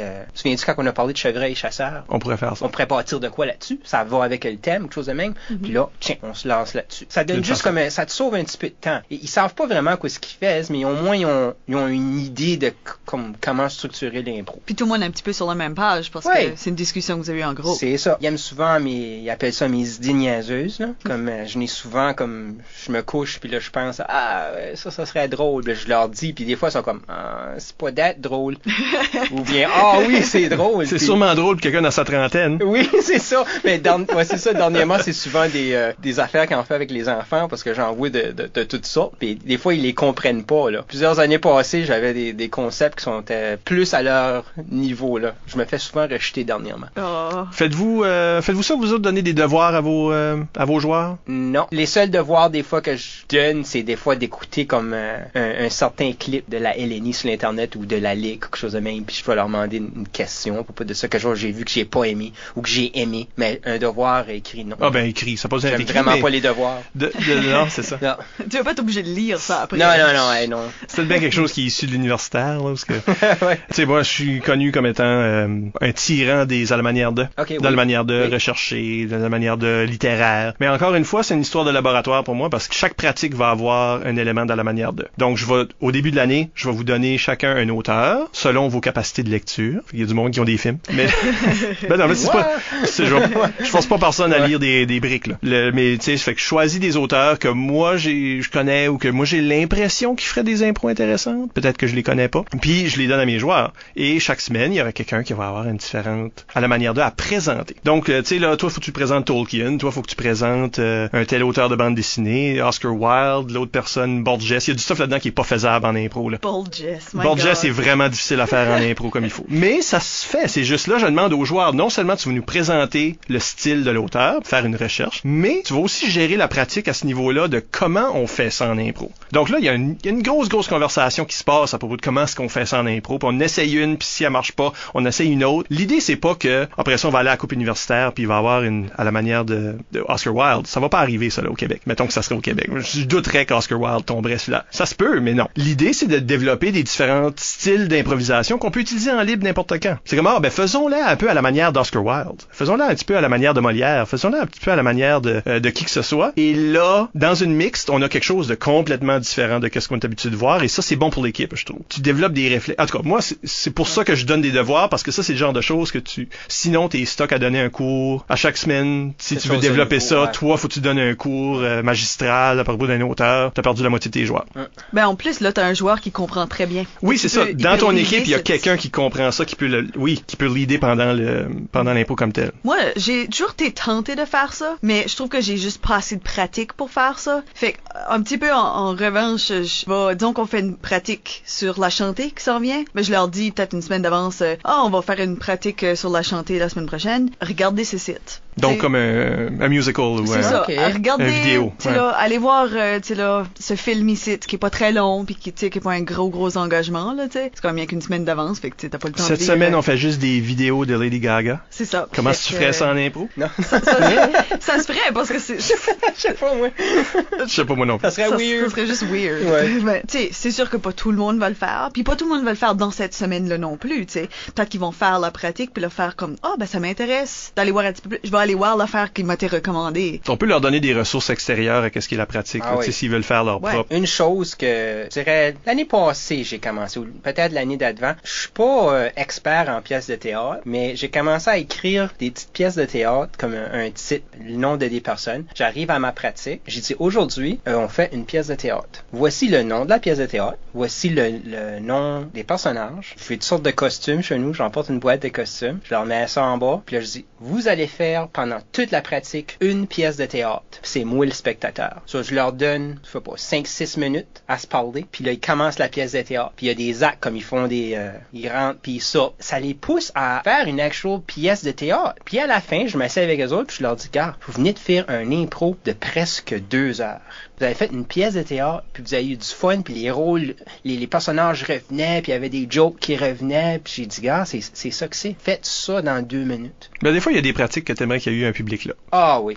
Certain. Il y a des impros que j'ai vu que c'est mes impros préférés, que c'est juste en pratique. Ouais, moi aussi. C'est choquant en même temps, parce que là, tu te dis, on peut pas refaire ça. On aimerait vraiment apporter ça, puis comme le montrer à un vrai public, mais tu sais, en impro, répéter un impro, c'est la pire affaire. C'est la pire affaire du peu. Non, parce que ça se fait. Il y a des gens qui essayent, mais ils ont fait quelque chose en pratique, ils veulent... Puis c'est normal, vouloir le livrer à un public. Oui. Qu'un public voit ça. Sauf que là, l'élément de pratique fait en sorte qu'on dirait que ça paraît. Ben, t'essayes de te rappeler de l'affaire que t'as dit. Au lieu de juste jouer. Ouais. J'ai été à plusieurs tournois puis de Open au Québec, puis j'ai vu plusieurs équipes et certains joueurs refaire des impros presque mot pour mot. Ah, toi, t'es as vu plus qu'une fois, là. Oui, parce que je suis ce qu'on appelle un groupie d'impro. J'aime suivre les cuits puis les... Fait que quelqu'un fait une impro à Rimouski, là, il va la faire de nouveau à Gaspé puis il fait la même chose. Oui, j'ai vu ça. J'ai vu ça souvent. Puis, oui, un joueur dans ma tête que j'ai vu qui avait fait un impro à propos d'un enfant qui était au ciel puis qui parlait à ses parents ou quelque chose de même puis il le refait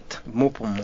Un défi que moi que je trouve un petit peu difficile des fois dans les équipes que je coach puis ça, c'est quand t'as déjà des joueurs de ton équipe qui ont déjà fait 1 an ou 2 de pratique avec toi, puis là t'as d'autres joueurs qui se rajoutent, qui sont nouveaux dans ton équipe, sont peut-être plus jeunes, puis balancer les connaissances de chacun, puis tu sais, tu veux refaire certains ateliers parce que tu veux que eux soient sur la même page que le reste, mais tu sais, balancer la répétition avec le niveau de jeu. Oui, parce que tes plus vieux l'ont déjà fait. As-tu des... moi j'avais ce problème-là, puis ce que je fais, c'est que plutôt que que ça, c'est moi qui enseigne toute la pratique. Je donne en avant-pratique des rôles à mes vétérans. OK, là, aujourd'hui, on va faire des rimés. Tu vas faire un exemple d'une mauvaise rimée puis d'une bonne rimée.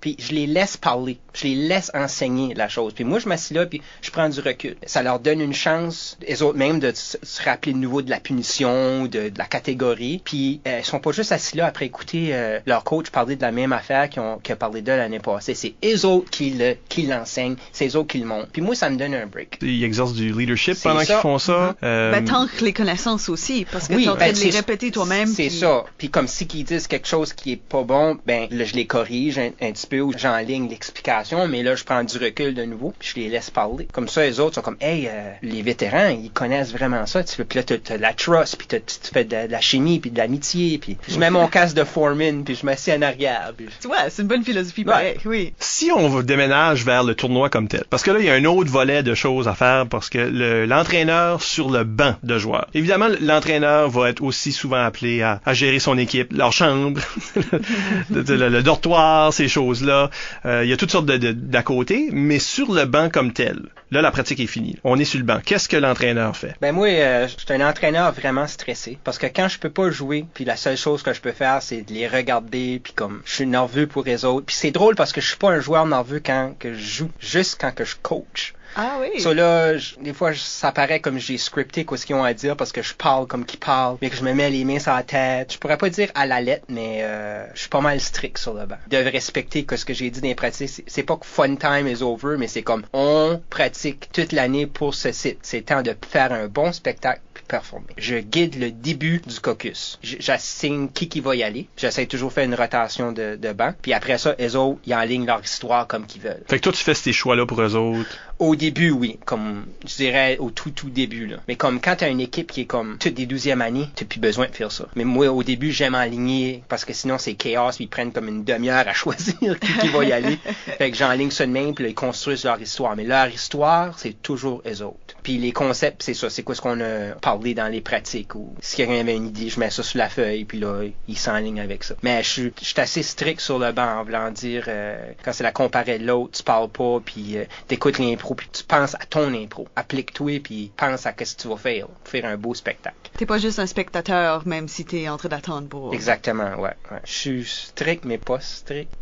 Pas si vous me comprenez, je crois. Oui. Ouais. Ben, c'est là que ça compte. Si on prend pas ça au sérieux, ce moment-là, on va finir par peut-être le regretter. Ah oui, parce que j'ai eu des années à ce que je les laissais faire pour mal n'importe quoi ce qu'ils voulaient, puis il y avait beaucoup de choses qui sortaient, t'es comme, oh non, pourquoi, j'aurais dû parler, ou j'aurais dû agir, ou j'aurais dû dire ça. Là, je garde beaucoup plus de contrôle sur mon banc. À la fin, it pays off, là. Ouais. Moi, je suis beaucoup un entraîneur de pratique. J'aime mener des pratiques, j'aime enseigner, même si mon style est probablement un peu Zen Master, parce que tu vas juste comprendre plus tard qu'est-ce que je te dis.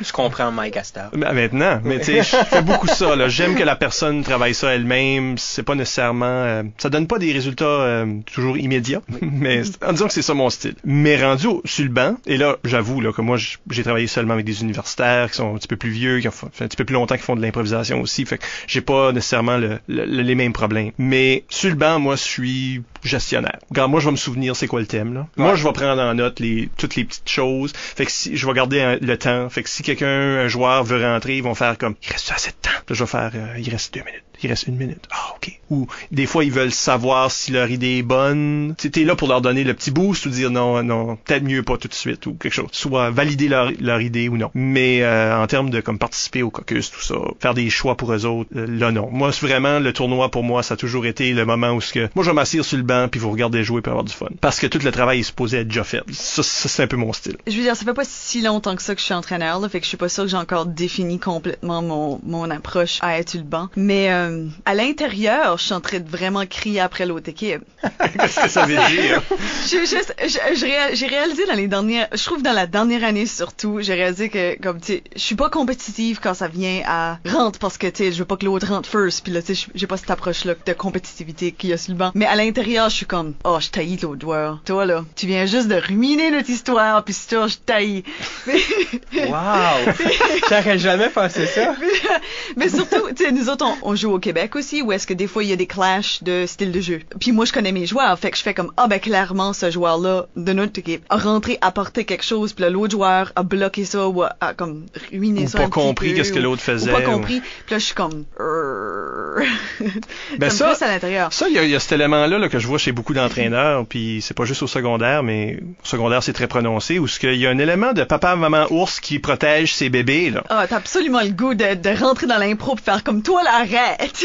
T'as pas ce sentiment-là, comme un arbitre qui s'en prend à tes joueurs? Ouais, souvent, oui. Puis des fois, je m'en mêle, puis je dis quelque chose, je devrais pas, puis parce que veux ou veux pas, les arbitres, puis ça, c'est tes amis en dehors. Puis des fois, tu t'essayes de te permettre de dire des choses, mais l'arbitre a un rôle aussi, puis si tu fais pas attention, tu vas te faire punir. Parce que sur ce point-là, moi, je sens que souvent que c'est très comprenable que vos joueurs, vous les avez vus évoluer toute l'année. Oui, puis tu sais des fois qu'ils sont meilleurs. Ah, ils sont meilleurs que qu'est-ce qu'ils font d'habitude, ils sont meilleurs que qu'est-ce qu'ils ont fait au début de l'année. Nous autres, en tant qu'officiels, c'est habituellement ça mon rôle maintenant, tu vois qu'un joueur, de son premier match à son dernier match dans une même fin de semaine, a grandi. Oui.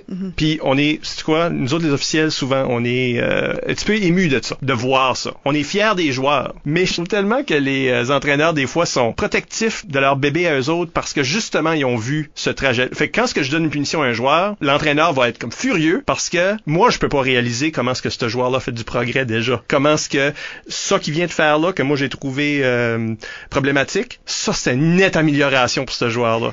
Fait que c'est choquant pour le parent. Souvent, c'est que tu sais que ce joueur-là est déjà fragile. Il est comme un beau petit morceau de glace. Tu sais comme, oh, j'ai poussé le petit morceau de glace dans l'arène. Il va tellement bien faire. Puis là, mais l'arbitre a un laser. Oui.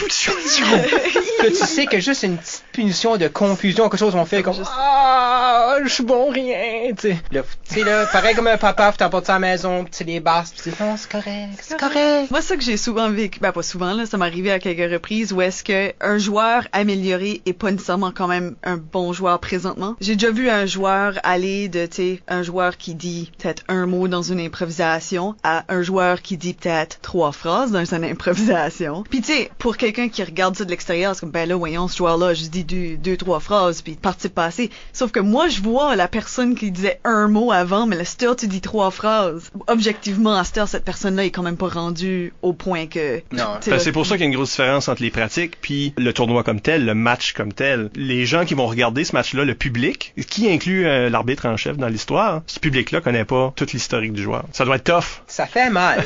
C'est comme je vous dis, je suis un gars qui est vraiment nerveux sur le banc parce que je l'ai voué, puis je me ronge les ongles, puis je suis comme, OK, ils vont jouer leur best. Là. Puis là, je jouais des choses, puis c'est comme, embarque Eric, non, tu peux pas. Puis, ça c'est difficile, ouais. Parce que t'as juste le goût de leur donner une idée de le faire, mais là, c'est trop long puis compliqué à expliquer, puis t'es comme, j'ai pas le temps de dire ça. Puis même là, qu'est-ce qu'ils vont interpréter de qu'est-ce que je leur dis. Ouais, c'est ça. Puis là, quand ils disent des choses comme l'incident qui est arrivé en 2015 à la Gougoune avec mon joueur, qui a dit des choses, dans mon cœur a craqué, là, je fondais, là, j'étais comme, t'es tellement meilleur que ça, pourquoi t'as dit ça? Je voulais pas le chicaner après le match, mais il faut quand même que, comme coach, oui, le monde a trouvé ça quand même drôle assez, mais là, je m'assise avec, puis regarde, ça peut plus se reproduire, ça, là. Ouais, mais le monde, on rit. C'était pas un bon rire, OK? Exactement. C'est ça. Fait qu'avez-vous une préférence? Banc ou pratique? Ben, moi, évidemment, ma préférence, c'est les pratiques, là, je l'ai dit. Ça dépend, je pense, les deux ont une valeur intéressante. Que moi, j'ai souvent apporté une équipe, ils arrivent à la Coupe universitaire d'improvisation, puis là, il y a des joueurs qui explosent. Puis, juste les voir explose, c'est-tu bon ou mauvais, ça, là? C'est bon, ça. OK. Il explose. C'est ça. C'est un mess. C'est pas une autodestruction, là. Non. Okay. Oui, puis parce qu'il y a le contraire aussi. Il y a des joueurs que tu t'attends pas puis qui gèlent sur place puis t'es comme, wow, toute l'année, j'aurais pas cru que toi t'arrêtais le joueur dans le groupe qui aurait gelé. Mais il y a le contraire aussi où est-ce que t'as un joueur qui peut-être joue mieux sous pression d'un tournoi. Ou t'as peut-être un joueur qui doucement sortait de sa coquille toute l'année puis là, le tournoi a vraiment juste triggeré cette chose-là puis ça juste marche vraiment bien. Au point que des fois, je suis sur le banc pis je suis comme, faudrait qu'on ajoute de quoi à cette impro ici, là, ça se teint rentre. Je dis même pas quoi faire. Juste rentre. Puis là, il rentre, puis là, c'est super bon, pis t'es comme... Toi, Eric? Moi, je préfère le banc parce que les pratiques, souvent, quand ça fait plusieurs années que tu coaches, ben, pas que ça vient monotone, mais tu veux pas, tu vas te répéter parce que t'enseignes toujours la même chose. Mais les tournois, c'est tout le temps différent parce que tu sais pas ce que tes jeunes vont faire, tu sais pas ce que les autres jeunes vont faire, tu sais pas ce que les officiels vont faire, tu sais pas quelle sorte de bouffe tu vas manger. Je pense que tu peux deviner souvent. S'il faut t'éplucher ton œuf toi-même, tu sais pas. C'est un rush. C'est un rush. Moi, je sors plus de la maison, là. Hein? Aller me coucher sur un plancher d'école, c'est mon trip. Fait que moi, je vais prendre le banc any day. Ben, c'est le fun, parce qu'en quelque part aussi, c'est le résultat de tout ton travail de cette année-là. Oui. Tu sais, t'as vu des joueurs changer, évoluer, s'améliorer, puis là, mettre en pratique les choses que t'as appris toute l'année. C'est excitant. Puis, oui. Tu sais, si ça va bien, même, tu sais, que tu gagnes ou que tu perds, s'ils font des vraiment bonnes improvisations, t'as une fierté de là-dedans. Ben, c'est pour ça que j'aime des formats où t'es pas lié à un seul tournoi ou à une seule série de tournois, où t'as assez de joueurs dans ton coin, où il y a une ligue, là. Il y a le moyen de jouer de façon régulière, parce que là, tu vois ce progrès-là se faire en match, mais de façon continuelle. Tu sais, si t'es toujours en pratique, puis là, il y a un tournoi, c'est différent que si t'es toujours en pratique, mais t'es toujours en jeu aussi, fait que tu sais, là, t'es en train de voir les résultats à mesure. C'est pas la même ampleur ou le même stress qu'un tournoi, fait que ça va pas donner la même chose, mais en même temps, on dirait que tu peux plus souvent ajuster, fait que c'est le fun d'avoir des matchs assez réguliers aussi. Ben, moi, je suis chanceuse pour ça, vu que je coach à l'université. J'ai la légume pour voir leur progrès. Des fois, on fait par exprès aussi, là. On s'organise pour, disons qu'on a fait une pratique sur la chantée, ben, lundi d'après, il y aura une chantée, là. Oui, puis il y a tout le monde qui était pas en pratique vont rentrer dedans. Ben, c'est ça, oui. C'est toujours de même. Hein? Les improvisateurs. Hey, mon équipe. Oui. Hey. Mais... Non, mais on est tanné, on vient juste d'en faire plein. Mais maudit. C'est ça, tu sais. La moitié de la ligue est dans mon équipe, puis il y a aucun d'eux qui ont rentré, tu sais. C'est ouais. Mais on a parlé un petit peu de ça, de l'aspect aussi perdre. Comment est-ce que vous autres vous dealez avec peut-être une équipe qui réagit à perdre un match? Moi, mes équipes perdent pas de match. Oh. Next. Ben, par exemple, cette année, nous autres à Grand Saut à la Gogoune 2015, on n'a pas gagné un match. Puis dans les dernières années, mon équipe ils avaient bien performé, ils avaient eu des bons résultats. Vous avez gagné une coupe dans tout ça? Ouais, on a les dernières années, ouais. 2 de fil, puis c'était pas mal la même équipe. Puis là, ils sortaient de chaque match, ils sont comme, qu'est-ce qu'on fait? Puis je leur disais, gars, vous jouez extrêmement bien. C'est juste, des fois, c'est juste pas ton match, c'est juste pas ton impro. Le problème était que j'avais une gang de gradués dans mon équipe, puis ils jouaient du cœur. Je les ai dit, qu'est-ce que vous faites, là? C'est pas nécessairement mauvais. Peut-être vous jouez trop du cœur, puis vous vous perdez, mais j'ai dit, avez-vous du fun entre vous autres, là? Avez-vous fun dans votre petite famille? Oui. Bon, ben vous jouez bien. C'est juste ça. J'ai dit, un trophée, c'est un trophée, mais l'amitié, ça, tu peux le garder pour toujours. La gogoune, on peut pas la garder pour toujours. C'est ça, je leur expliquais. À la fin de tout, ils ont fait comme tu sais quoi, en fin de compte, on n'a peut-être pas gagné de match, mais on a bien fait. Fait que moi, il n'y a aucune négativité dans mon équipe. J'essaie de garder ça tout le temps sunshine and rainbows. Que ça soit une vraiment pas bonne impro, on en parle, on a fini, puis on continue. Je focus pas tout sur le négatif. Je déteste ça. Moi, ça rejoint ça. Parce que l'affaire, c'est qu'il y a des choses que tu peux juste contrôler ton propre jeu. Il y a des choses que tu peux pas contrôler en improvisation. Tu peux pas contrôler la sévérité de l'arbitre, par exemple, qui ferait des mauvaises calls, parce que ça, c'est un downer, là. On s'entend. Tu peux pas contrôler l'autre équipe. Peut-être que les autres ont eu un terrible de bon match, là. Ben oui. Puis il faut respecter ça, là. Juste parce que t'as perdu ton impro veut pas dire que ton impro était pas bonne. Non. Exactement. Quand il y a une impro, faut qu'il y ait un vote. Faut qu'une des deux équipes gagne. Si les deux équipes étaient bonnes, il y a quand même juste une équipe qui gagne. Quand les deux équipes étaient mauvaises, il y a quand même une équipe qui va gagner, là. Puis ça, c'est le point que je veux pas, moi. Je veux pas gagner l'impro qu'on n'était pas bon. Non. Ouais, vous étiez Par le défaut. moins des deux pires. C'est ça, là. Moi, Quel qui était moins pire? Je dis souvent, c'est correct. 2e place, guys. 2e place. Chaque fois. C'est comme ça, tout le temps des winners. Chaque fois. C'est une médaille t'as tout le temps une médaille d'or, une médaille d'argent. D'une façon ou d'une autre en impro. Ben, fait que l'idée, c'est que, vu que tu peux pas contrôler ces choses-là, toi, en tant que joueur, en tant qu'équipe, est-ce que t'as quelque chose à te reprocher? Si t'as donné tout ce que t'avais à donner, puis si t'as un joueur a quelque chose à se reprocher, peut-être qu'un joueur s'est retenu, là. Peut-être qu'un joueur a fait une gaffe, puis il sait qu'il a fait une gaffe. Que t'as pas, il sait qu'il a fait une gaffe. Lui va vivre avec ça toute l'année, jusqu'à temps qu'il ait la chance de se reprendre. Tu sais, je parle encore avec des joueurs qui ont perdu des coupes universitaires, qui regrettent des certains moments, puis c'est vraiment des moments qui étaient de leur faute, là. Eux autres même ont mal jugé ça. Puis ils le savent, puis ça les hante, puis garde ça, c'est eux autres de travailler. Tu sais, là, moi, je peux te dire, ben, worry pas, là. Il y a rien là, de toute façon, un trophée, c'est un trophée. Tu sais, justement, là, ce qui est vraiment important, c'est toutes les impros qu'on a bien faites, qu'on a fait des choses intéressantes. Ceux-là qu'on va raconter, on va pas raconter ton erreur, on va raconter les impros magiques qu'on a eues. Puis à l'émission, on a parlé avec plein de joueurs qui ont eu plein d'expériences de jeu. Puis les impros qu'ils nous racontent, c'est pas les grosses erreurs, là. Non, c'est ça. Tu sais, c'est ça, là. Puis même là, c'est quoi ces erreurs-là? On va se souvenir des bonnes choses, puis pas des choses qui étaient plates. Ben, c'est la nature de l'impro aussi, je pense, parce que tu sais pas, en prenant des décisions, quelle de ces décisions-là sera mauvaise jusqu'à temps qu'elle arrive. La même décision dans un différent contexte, c'était peut-être la meilleure impro ever. Puis on sait pas. Tu diras ça à ton joueur, là, qui a fait une joke de mauvais goût, que dans un autre contexte, cette impro-là était magique. Non. Ah non, Mike. Si tu vas pas sur des choses de même, là. OK, on n'encourage pas ça. Non. On devrait dire bonjour à ce joueur-là. On a parlé en masse. Bonjour. Je t'aime, Noah. Noah, c'est le nom a sorti. On a dit des noms. Le nom a sorti. C'est correct.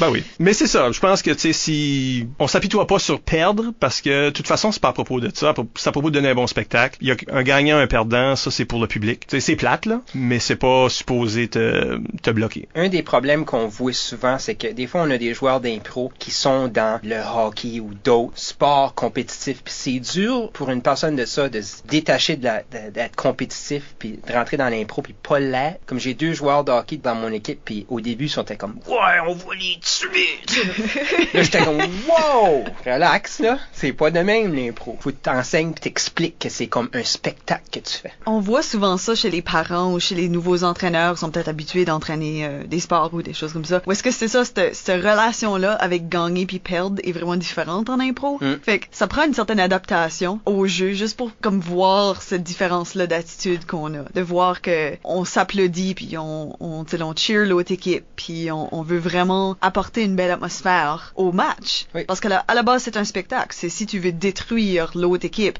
ça va pas donner un bon match, là. Martin Léger a changé ma vie en disant une fois « Granceau, vous jouez pas pour Granceau. Dieppe, vous jouez pas pour Dieppe. Vous êtes une équipe qui joue ensemble pour le public. » Il y a une larme de mon œil gauche qui a coulé vraiment tranquillement. J'ai fait « Marty, t'as changé ma vie. » C'était tellement beau. J'ai aimé ça, puis j'utilise ça. Il était arbitre dans l'histoire. Oui, il était arbitre. OK, je pensais, parce que c'était Dieppe, après ça, il a entraîné Dieppe. Oui, c'est ça. Là, ça sonnait comme il essaie juste manipuler ton équipe pendant le match. Non, il était arbitre, là. Il y avait une couronne, et c'était l'année qu'il avait arbitré, puis je me suis toujours souvenu de ces mots-là. C'est une belle approche au Oui, jeu. c'est très beau. Ça valorise vraiment tout le monde. Ça mérite d'être une plaque. En parlant de Martin Léger-Légère. Sur Twitter, il demande, quand c'est un entraîneur, qu'est-ce que t'aimes voir chez les arbitres? Puis qu'est-ce que t'aimes pas voir aussi? Le point de vue d'entraîneur. Ouais, le point de vue. Moi, j'aime voir un arbitre avec beaucoup de charisme. J'aime quelqu'un qui est excité, qui est content d'être là, qui prend ce qu'il dit aux jeunes à cœur, comme quand il donne une explication, pas juste une explication, tu sais, comme « Hey, t'es un bon joueur, là. T'es capable de meilleur que ça », puis là, il explique la punition, parce que là, on dirait que ça valorise ce qu'ils disent. C'est pas juste « Oh, c'était confus ». Je prends un exemple comme Isabelle Godin. Shotgun, je trouve assez qu'elle est expressive, puis tu vois qu'elle est contente d'être là. Elle met beaucoup de temps à écrire ses choses, puis à prendre du temps à dire ses explications, puis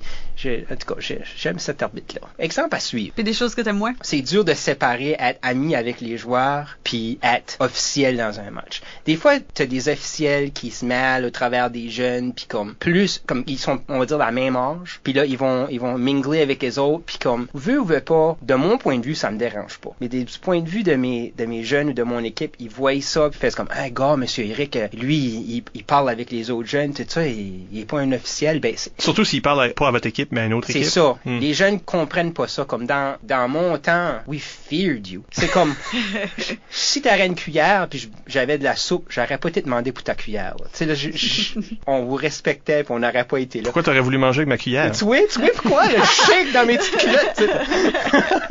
Mais non, c'est juste ça. Moi, c'est quand que, des fois, les arbitres devraient avoir une ligne, là, de juste camaraderie, là. Je dois dire, en tant qu'officiel, souvent, ça vient de l'autre sens. C'est-à-dire, il y a des jeunes qui sont très avenants, qui sont intéressés par l'arbitrage. Oui. Ils veulent devenir officiels plus tard et souvent l'ont devenu. Puis c'est un peu ces jeunes-là qui migrent vers la table d'officiels puis qui se mêlent aux officiels. Puis c'est pas parce qu'on fait du favoritisme ou quoi que ce soit, là. Habituellement, c'est ça qui se passe. Ouais. Ben, il y a quand même une différence entre recevoir des questions des jeunes, puis tu peux dire, ces jeunes-là, ils viennent te parler, puis tu sais que c'est parce que ils sont intéressés, oui, ils veulent ils apprendre. sont pas là pour être chum, là. Puis des fois, ils veulent même des conseils par rapport à leur jeu, puis ce genre de choses-là. Mais il y a une différence entre ça, puis là, faire des activités sociales avec les jeunes, tu sais. Allons jouer au Twister! C'est ça, là. Avec des adolescents! Ça, c'est... Non, merci. Ça, c'est pas une bonne idée. Non. Non. Mais c'est important de garder cette ligne-là, comme tu disais, Oui, pour c'est l'entraîneur. ça mon point exactement, oui. Juste savoir où est la ligne. Pareil comme un entraîneur, moi aussi, il faut que je sache où est la ligne, comme les activités qui se passent pendant les tournois. Il y en a que c'est pour les jeunes, puis j'aime bien mieux faire des geek battles avec toi, Mike, aller jouer au Twister avec les jeunes. Il faut juste savoir à où est la ligne. Même si tu te fais écraser. Un jour. T'as scoré un point, là, l'autre fois. Oh. On le rend pire. Ben oui. T'as aussi mentionné Isabelle Shotgun Godin, et elle aussi t'a laissé une question sur Twitter. Oh! C'est toutes tes idoles qui te... Oui! Ah, assez d'amis. Tu disais que t'as pas beaucoup d'amis, là. Garde tous tes amis. Ma vie vient de changer.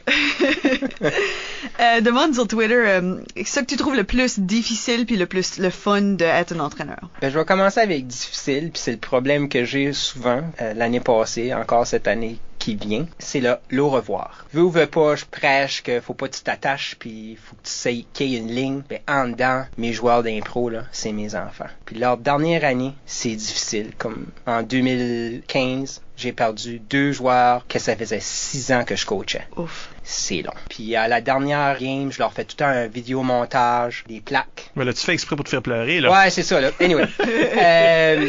J'ai beaucoup de difficultés à dire au revoir à mes joueurs parce que après qu'ils s'en aillent, ils seront jamais plus pareils. Parce qu'ils s'en aillent à l'université, ça les change. J'en ai vu tellement, ça les change. Puis ils seront plus jamais au secondaire. Ça, c'est dur. C'est vraiment dur. Puis c'est la raison pour que des fois, je me dis, faut que tu finisses ça quelque temps, Eric. Là. Faut que ça finisse quelque temps, ce coaching-là, parce que tu peux plus, émotionnellement, je peux plus dire au revoir. Ben là, c'est pour ça qu'il faut que tu restes jusqu'à temps que tu peux entraîner tes propres garçons. Typhoon puis Twister sont pas prêts. Pas maintenant, mais ils seront. Puis là, après ça, quand tu vas leur dire au revoir, ça sera pas un vrai au revoir. Tu auras exorcisé ça parce que tu vas continuer à les voir. On va voir. Ben, je sais pas, peut-être qu'ils quittent le secondaire, puis là, ils vont à l'université, puis là, c'est le pire, parce que là, ils sont vraiment partis. Oh my God. Arrêtez, là. Je peux plus, là. Non, il est fragile.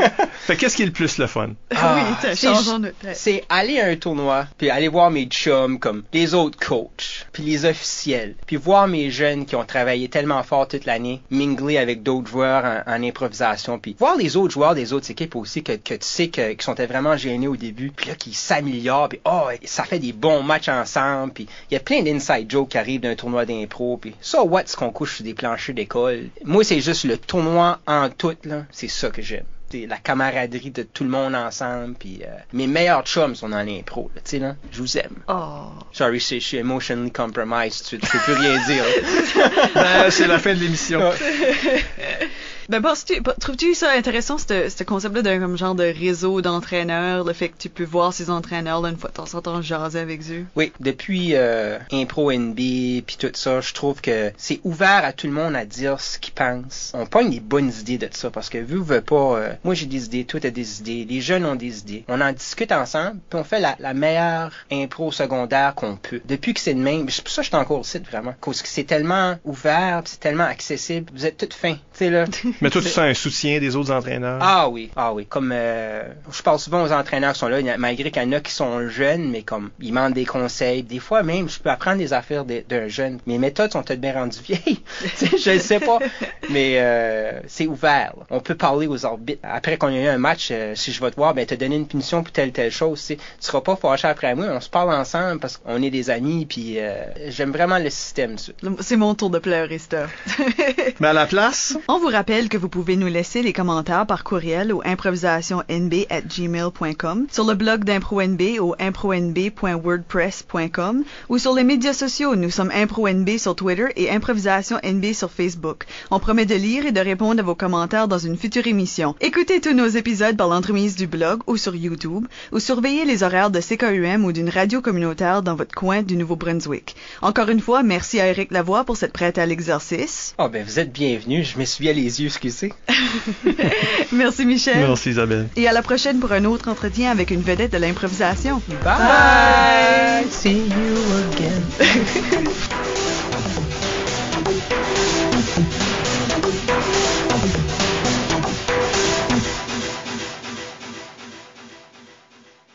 Tout a changé, toi. Ah, j'ai changé? Oui, t'as changé. Avant, j'étais facile d'approche. C'est ça que tu me dis? Non, c'est beaucoup plus facile d'approche. J'ai vu C'est parce que vous me connaissez, l'évolution mais de moi, je suis Mike. first impression Non, difficult. Nice. Oui. C'est vraiment pas honnête, moi. C'est vraiment pas ce que je pense de moi-même. Oh non, t'as softené depuis que t'es... C'est comme un ice cream que t'as laissé sur un comptoir pour un bout de temps. Là, c'est comme... T'as T'as encore un moton dur, là. Ouais, Mais comme t'as des soft spots. Oh my god, non, c'est tellement pas ma vision de moi-même, cette affaire-là. Oh, non, vraiment, parce que t'es comme totally plus soft que t'étais. Oui. I mean, you're still as hard as nails. Oui. But, je te vois interagir avec comme des nouveaux coachs puis des Ah des non, jeunes. mais là, je veux dire, il faut être un être humain, là. Oh non, oui, mais toi, qu'est-ce que toi avant, là?